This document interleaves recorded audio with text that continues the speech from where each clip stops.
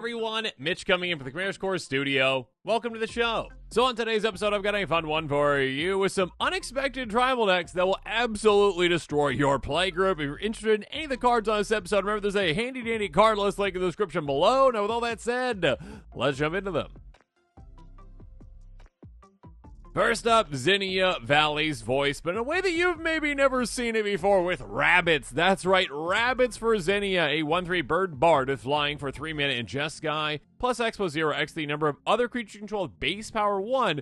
Oh, and by the way, creature spells you cast have offspring too, which means you can pay an additional 2 as you cast that spell to make an extra copy of it. And this is an amazing, absolutely incredible, well, crazy powerful commander for rabbits. Again, Heir Apparent. Oh my gosh, I love this card. A 2/2 rabbit noble for 2 mana and white. When it enters, create a number of 1/1 white rabbit creature tokens equal to the number of other creatures you control named Heir Apparent. A deck can have any number of cards named Heir Apparent. This is an insane card that just absolutely elevates with this commander. This is one that benefits with the more that you have in it. The more that you have in the deck, the more you have in play, essentially. And again, this commander lets you create extra copies of it, which actually benefit the commander even further because they're going to be 1/1s, pumping your commander into, well, one-shot KO territory. And obviously just dominating the board with an insane amount of rabbit nobles everywhere. Here, there, and everywhere. And little rabbits as well. It's absolutely crazy. Again, exponential growth on the table. Of course, you can also use other, again, rabbit tribal kind of benefits too. Valley Quest Caller, a great one. A 2/3 rabbit warrior for 2 mana. Whenever one or more other rabbits, birds, mice, bats, yeah, you care about the rabbits, enter Scry 1, other rabbits, and all the other things too, get ++1. Yeah, a great way to pump your team, a great way to get extra, again, Scry effects. Again, it is one or more, but you're going to get 2 copies of this because the offspring. Enduring Innocence, such a good card in this deck as well. Not a rabbit itself, but a 2/1 sheep glimmer with lifelink for 3 mana, but pay that extra 2 to get an offspring token copy of it. Whenever one or more other creatures you control at power 2 or less enter, draw a card, triggers only once each turn. Oh, and by the way, hey, when this dies, if it was a creature returned to the battlefield under its control, it's an enchantment. So basically, again, a way to get a lot of extra benefits from all the rabbits that you're going to have enter. Yeah, Zinnia Valley's voice, again, has a lot of great support around it, and especially for this kind of a build when you can just chuck a bunch of Heir Apparents into the deck and do some crazy things. Check it out, pick it up, build around it. A Progenitor Ooze is such a spicy commander. Ooze tribal, here we go. A 2/2 Ooze with Storm for 5 mana in green. It isn't legendary if it's a token, so you can have multiple copies of it, which is awesome. Obviously, Storm. Enters the battlefield with a counter on it for each other Ooze you control, which can be a massive amount of Oozes. I mean, there are some really cool ones, obviously, like Bio-Waste Blob. Gives Oozes +1/+1, and by the way, at the beginning of your upkeep, if you control a commander, you get a token's copy of it. Which means that this keeps growing and growing and growing, getting you more and more and more, again, exponential growth, all while being a giant anthem for all your Oozes, including itself. Itselves? Whatever we're saying. Biogenic Ooze, a 2/2 Ooze for 5 mana. When it enters, create a 2/2 green Ooze creature token. At the beginning of your end step, get a counter on each Ooze you control. By the way, you pay 4 to make a 2/2 Ooze. So grow your army a ton. Again, tall and wide all at the same time. And of course, kind of like Heir Apparent, Slime Against Humanity. Sorcerer 3 mana. Create a 0/0 green Ooze creature token with trample. X counters on Rex's. Well, 2 plus the total number of cards you own in exile and graveyard with Oozes or Oozes. Slime Against Humanity. And a deck can have any number of this. So yeah, basically make a bunch of Oozes. You can go like entirely in this direction as well if you really want to. Regardless, such a spicy commander, such a unique commander, and one that can absolutely dominate with an unexpected tribe. Slinza, the Spike Stampede, such a metal name. A 5/5 beast for 5 mana in green. It is actually a Gruul commander, though. Beast spells you cast cost 2 to cast. Each other beast creature you control enters with additional counter on it. By the way, whenever Slinza or another creature with power 4 or greater enters, you can pay 2 mana in total. When you do, Slinza fights our creature you don't control. So this commander can be repeat removal, basically, for medium-sized to smaller creatures, or obviously, if you grow this to even larger, basically any creature on the board. On top of that, being able to reduce the cost of your beast spells by 2 is absolutely massive. And by the way, beasts are awesome. They are, well, beasts. So, yeah, that's cool. Anyways, Crows and War Chief, such a good card. A 2/2 beast for 3 mana. Beast spells you play cost 1 less to play.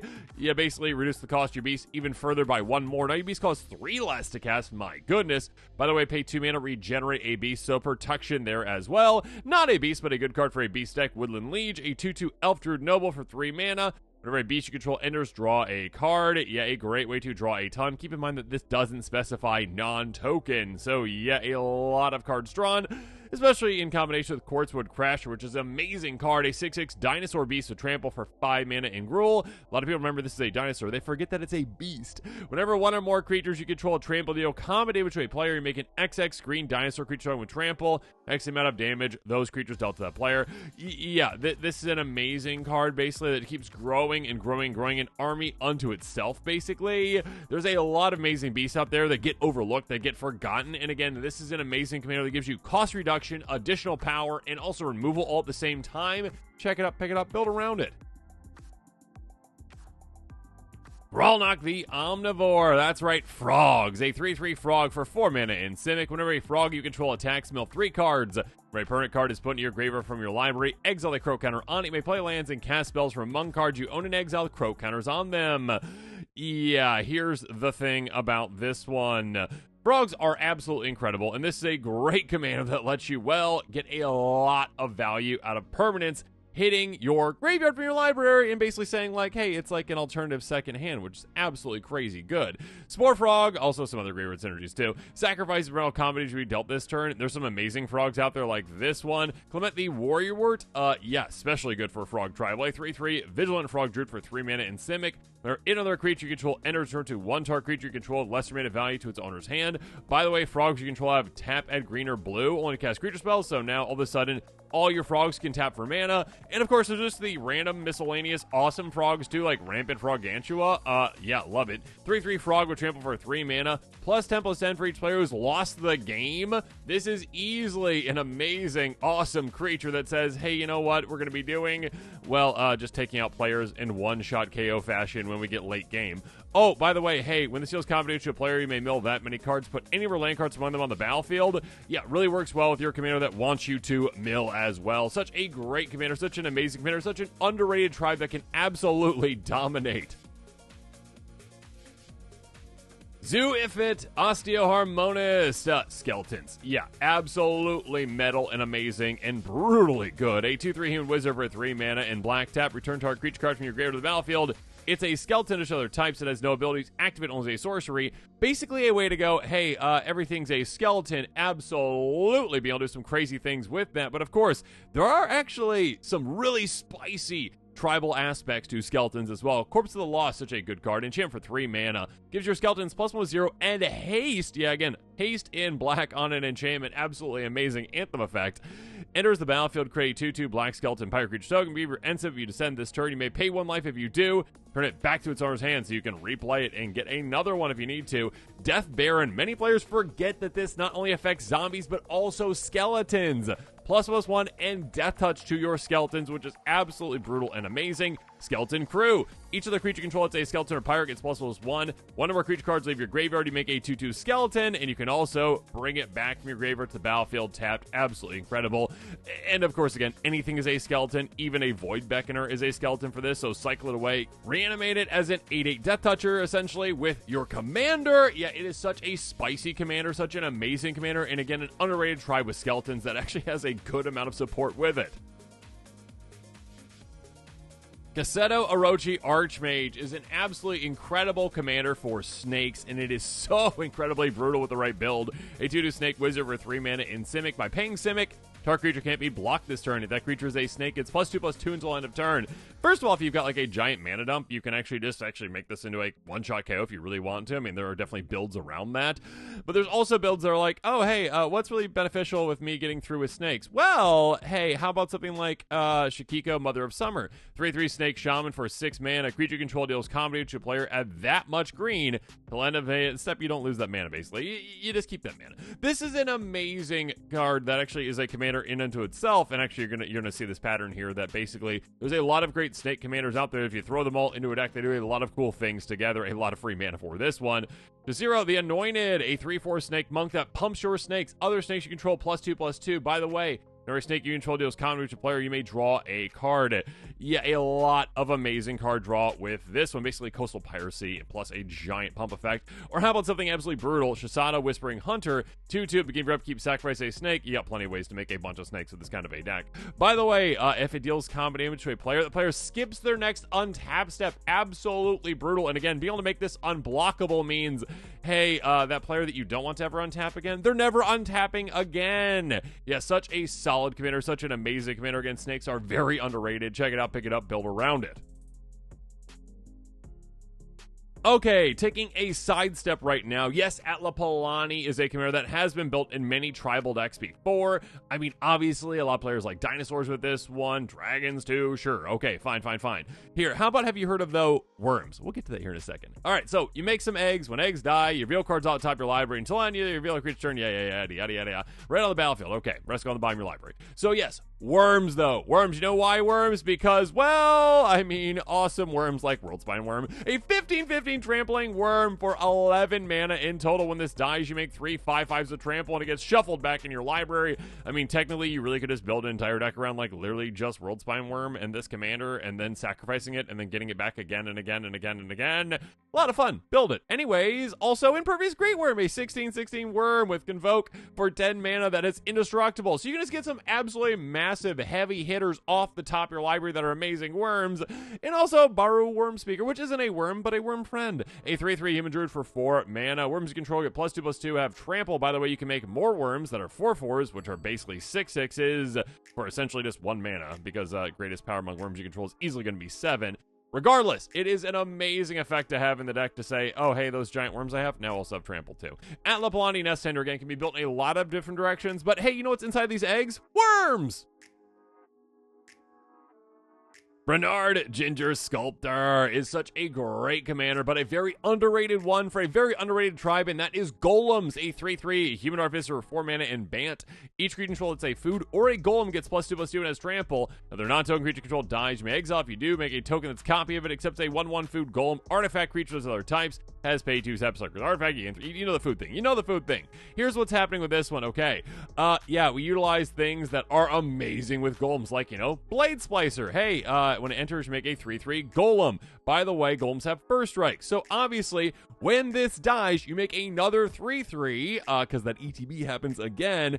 Oh, and by the way, this also is now a golem too, so you are getting additional +2/+2 on that too. So you basically get out of this 2 5/5s with trample and first strike that now also having a 3/3/2 that does the same thing. This is an amazing card, by the way. Also, Wing Splicer. Hey, a 1/1 enters the battlefield, makes a 3/3 golem. Have you heard that before? By the way, golems have flying, so now some evasion in there as well. It's kind of like a build your own slivers army in this kind of a build. It's absolutely amazing. Oh, by the way, Darksteel Splicer. Whenever this or their Phyrexian enters the battlefield control, you make an X3/3, colors of Phyrexian golems, next to the number of opponents you have, so it's going to be a lot of amazing golems, 3 of them, usually. Also, golems have indestructible, just a tiny note right there, indestructibility on top of the massive pump effects, on top of all the other amazing things, on top of this being indestructible, essentially, when this becomes a golem. Yeah, again, Golem Tribal with Brenard is absolutely incredible and so much fun. Moving on to the next tribe with archers. Ohabi Kaliria is an amazing commander, underrated tribe, a 1/3 reaching for 3 mana Selesnya Elf Archer. Untap all archers you control during each of the player's untap step. Whenever an archer you control deals damage to a creature, you can pay 2. If you do, draw a card. Yeah, being able to just go, hey, my creature's untap on every untap step is so powerful. I mean, there are cards that are banned for that. There's a card that is banned for that, I should say. Different reasons, though. Anyways, this is one where it essentially says, hey, you know what? My creatures are never going to be completely tapped. They will always untap, and I get to use them again. So, yeah, maybe utilize cards like, well, I don't know. Criplith Right. Creatures control have tap at 1 mana of any color, meaning that basically your mana sources now are also your creatures, which can untap on everyone's untap step. You get extra mana every turn. Or how about, well, Glare of Subdual. Tap and untap creature control, tap target artifact or creature. Deny your opponents of their resources. Deny them of their mana rocks. Deny them of their creatures. Make it so your opponents can't attack you ever with their best creatures, essentially. You can tap your creatures to do that. Or how about Symbiotic Deployment? What's that? Yeah, that really old card that's super weird. Enchant for 3 mana. Skip your draw step. Oh, no. Oh, but by the way, pay 1 tap, 2 untap creature control. draw a card. Yeah, super easy way to draw an insane amount of cards with this commander. Great Bodoyan. Again, there are some really good archer effects out there. Some really good archers, some really good archer trouble support. 2/4 elf archer for 5 mana. Give your archers +1/+1. Oh, by the way, archer control deals damage to a creature. That archer deals that much damage to that creature's controller as well. Ping your opponent's creatures and now ping them in the face as well with that too. Yeah, such an amazing, underrated tribe that can do so many cool things with this commander. Finally, Child of Alara in Gods. Now, okay, this one I will say is kind of like what I said in the 99 lands deck built around Child of Alara. Ask your playgroup first. Not every playgroup is okay with a Child of Alara build because they typically are, hey, let's just destroy the board again and again and again. And yeah, some playgroups aren't okay with that, and understandably so. A 6/6 Avatar trample for 5 mana in Wooburg. When it dies, destroy all non-land permanents that can't be regenerated. Yeah, basically a mass board wipe in the command zone that happens again and again and again. Oh, and you know why gods are really good at this? Well, because a lot of gods are indestructible, meaning that they're just going to stay around. Grufix, God of Horizons, as an example, 4/7 god with indestructible for 5 mana. Devotion of blue and green is less than 7. It's not a creature. Also, sometimes they can just dodge it by not being a creature. You got no maximum hand size. If unused mana be empty from mana pool, it becomes colors instead. Basically, save up a bunch of mana. Yeah, again, the main thing about gods is that they are typically indestructible or really hardy, or they come back again and again and again. And Erebos Blackhearted is really a, god that can help you with your plan. A 5/6 god with indestructible, 4 mana, Devotion Black less than 5, it's not a creature. Oh, hey, by the way, another creature control dies, you can pay 2 life to draw a card. Cool. Oh, when's that gonna happen? Oh, when I decide so, because by paying 2 mana, sacrifice a creature, target creature gets -2/-1 till end of turn. Yeah, Child of Alara. Hey, do you have a death trigger? Oh, you do? Okay, I'm gonna sacrifice you. Wipe the board of all my opponent's creatures and all their things, and all my gods stay in place. Yeah, it is such a brutally effective, amazing build. But again, ask your playgroup first. And with that, this episode is coming to a close. Make sure you comment below with your thoughts on it. And of course, as always, thanks again, and have a good one.